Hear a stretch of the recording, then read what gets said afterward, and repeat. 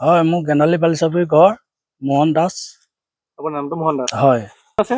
মা দেউতা আছে, মাইকী পৰিবাৰ আছে। এইটো সমস্যা মোৰ জন্ম পায়। হয়, খোজকাঢ়িব নোৱাৰো। হয়, কোনে অনা নিয়া কৰে আপোনাক? মাইকী মানুহ যে তেখেতে অনা নিয়া কৰে। হয়। আপোনাৰ লগতে তেখেতে সদায় অনা নিয়া কৰিব লাগে? সদায় অনা নিয়া কৰিব লাগে। ৰাতিপুৱা থবলৈ যাব আৰু গধূলি সময়ত আকৌ আনিবলৈ যাব। কষ্ট কৰে যথেষ্ট। অসুস্থ হয়। তেনেকে পেট্ৰল অকণ বিকো, তামোল পাণ বিকো। সৰু ঘুমটি এটা দিয়ে চলি আছে। ঘৰৰ কাষত নহয়, 1 কিলোমিটাৰ যাব লাগে।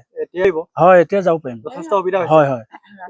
ভাল পাইছো, তেওঁ চাইকেলখন দিছে মাতি নি, ভাল লাগিছে মনটো। আজি যে তেওঁ চাইকেলখন দিছে, ভাল লাগিছে। আৰু এতিয়া এইটোৱে আছে, আৰু চৰকাৰে যিবিলাক সুবিধা দিছে, সুবিধাবিলাক মই পোৱা নাই। অনুৰোধ জনাইছে? হয়, অনুৰোধ জনাম। তেওঁ আমাৰ ঘৰ এখন লাগে থাকিবলৈ, আৰু সুবিধাবিলাক লাগে চলিবলৈ। হয়, পেঞ্চনটো লাগে। সেইটো নাই পোৱা আজিলৈকে। তাকে অলপ প্ৰয়োজন হৈছে, কষ্ট হৈছে চলিবলৈ। তাকে কৈছো, অনুৰোধ কৰিছো চৰকাৰক দিবলৈ। এইটো আমাৰ অসমীয়া সমাজত এইটো আমি সদায় জানো যে মানৱ সেৱাই হ'ল ঈশ্বৰ সেৱা। আৰু মোহন দাসৰ বিষয়ে মই খবৰটো পালোঁ যে তেখেত দিব্যাংগ, শাৰীৰিকভাৱে সক্ষম ব্যক্তিৰ তালিকাতে আছে। তেখেতৰ অন্য নহয়, কঁকালৰ তলৰ চোৱা একেবাৰে অকামিলা। এইটো তেখেতৰ হয়তো স্পাইনেল কিবা প্ৰব্লেম আছে জন্মগত, আৰু তেখেতে অতি কষ্ট কৰি ঘৰখন চলাই আছে। তেখেতৰ পৰিবাৰে চাইকেলত লৈ যায়, তেওঁ এখন সৰু ঘুমটি দোকান আছে, তামোল পাণ বিক্ৰী কৰে। আকৌ পৰিবাৰে আকৌ সন্ধিয়া লৈ আহে। তেওঁ খুব ইণ্ডিপেণ্ডেণ্ট যেন মই দেখা পাইছোঁ। কৰ্মমুখী, আত্মনিৰ্ভৰশীল এজন ব্যক্তি। তেওঁ পৰিয়ালটো চলাই আছে, কাৰো লগত হাত নপতাকে।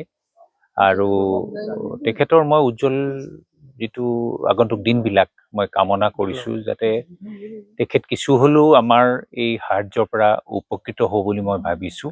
মই আচলতে শাসকীয় দলৰ নেতা বুলি নকওঁ, মই এজন নিষ্ঠাৱান কৰ্মী। আৰু দিব্যাংগসকলৰ বাবে যি চৰকাৰী সা সুবিধা আছে, এই সম্পৰ্কে মই বিভাগীয় যিবিলাক আমাৰ ব্যৱস্থা আছে, সেইখিনি মই আলোচনা কৰিম সংশ্লিষ্ট বিষয়াৰ লগত, আৰু তেখেতক যিমান পাৰোঁ আমি সহায় কৰিবলৈ চেষ্টা কৰিম। মই জন্মগত অসুখ হৈ আছে, চিকিৎসা কৰিলোঁ, চিকিৎসাটো একো প্ৰমাণ নাপায় আৰু লাহে লাহে তেনেকুৱা অৱস্থা হ'ল। কষ্ট কৰি ঘৰখন চলাই আছে। কষ্ট কৰি চলাই আছে। আজি এজনে চাইকেল এখনো দিছে। আৰু কোনোবা ব্যক্তিয়ে যদি ভাল কৰিব পাৰে বুলি পেলাই মই সেইখিনিত দোকানখন দিয়ালোঁ। আজিলৈকে লোৱা নাই, ভাল কৰি দিম বুলি কোৱা বা আমুকলৈকে নিওঁ বা হেৰি কৰোঁ। মৃদুল দত্ত ডাঙৰীয়াই দেখি পেলাই নিজে আগবাঢ়ি আহিছে। তেখেতে আগবাঢ়ি আহি আজি 6-7 দিন মান হ'ল। আজি যেন আহিব ভবাও নাছিল। তাৰপৰা তেখেতে ফোন কৰি পেলাই মাতি নি, ঘৰৰ পৰা মাতি নি জেগালৈ লৈ গ'ল। জেগাৰ পৰা আনি আকৌ এতিয়া ঘৰত থৈছেহি। যাতে ভাল কৰিব পৰা সুবিধা হয় নেকি। ঘৰটো অৱস্থা নাইকিয়া হৈ আছে। চৰকাৰী গৃহ এটাৰ প্ৰয়োজন। গৃহ এটা তেওঁক প্ৰয়োজন। চিকিৎসাৰ কাৰণে অনুদান সেইটো যাতে মোক সহায় কৰে, সেইটো অনুৰোধ জনাব। অনুৰোধ জনাইছোঁ।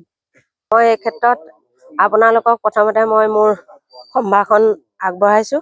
এটা কথাৰ কাৰণে ভাল লাগিছে, আজি আমাৰ নিচিনা ইমান পিছপৰা অঞ্চলত যে আপোনালোক আহি এনেকুৱা দুখীয়া পৰিয়ালত এটি দিব্যাংগ ল'ৰাক যে আপোনালোকে সহায় কৰিছেহি, এই মৃদুল দত্ত ছাৰৰ দ্বাৰা আমি তেখেতক অশেষ ধন্যবাদ দিছোঁ। আৰু চৰকাৰলৈ আমাৰ বিনম্ৰ অনুৰোধ, যদিহে ইমান এটা দুখীয়া দৰিদ্ৰ পৰিয়ালৰ লোকৰ ল'ৰা এজনক যদি চৰকাৰে যিটো আমাৰ স্বাস্থ্য সেৱাৰ মাধ্যমেৰে আমাৰ অসুস্থ ল'ৰা ছোৱালীক সুস্থ কৰি তোলাৰ চিকিৎসা মাধ্যম যিটো আছে, সেই মাধ্যমৰ জৰিয়তে যাতে এই দিব্যাংগ ল'ৰাজনক সুস্থ কৰি তুলি সেই ল'ৰাজনৰ সংসাৰখন যাতে, আৰু এটি ল'ৰা আছে আৰু পৰিবাৰ আছে, মাক আছে, দেউতাক আছে, যাতে সকলোলৈকে চৰকাৰ তথা আমাৰ সমাজকৰ্মী সকলোলৈকে অনুৰোধ জনাইছোঁ, যাতে সেই উঠি অহা ল'ৰাটোক, উঠি আহিছে বুলি ধৰক, বহুত বয়স হোৱা নাই, সেই উঠি অহা ল'ৰাটোক যাতে উন্নত চিকিৎসা কৰিবৰ বাবে আপোনালোকৰ মাধ্যমেৰে যাতে প্ৰেৰণ কৰে, তাৰ কাৰণে আমি ওচৰ চুবুৰীয়া হৈ আপোনালোকক অনুৰোধ জনাইছোঁ। যাতে ঘৰখনৰ কাৰণেও অনুৰোধ জনাইছোঁ, যাতে সেই ল'ৰাটোৱে যিখিনি দিব্যাংগৰ আমাৰ সা সুবিধা পাবলগীয়া আছে সেইখিনি দিয়ক। আৰু ল'ৰাটোৰ নামত যি আমাৰ আৱাস গৃহ আছে, সেই ল'ৰাটোৰ নামত এতিয়া আৱাস গৃহ দিলেও আমি সুখী হ'ম।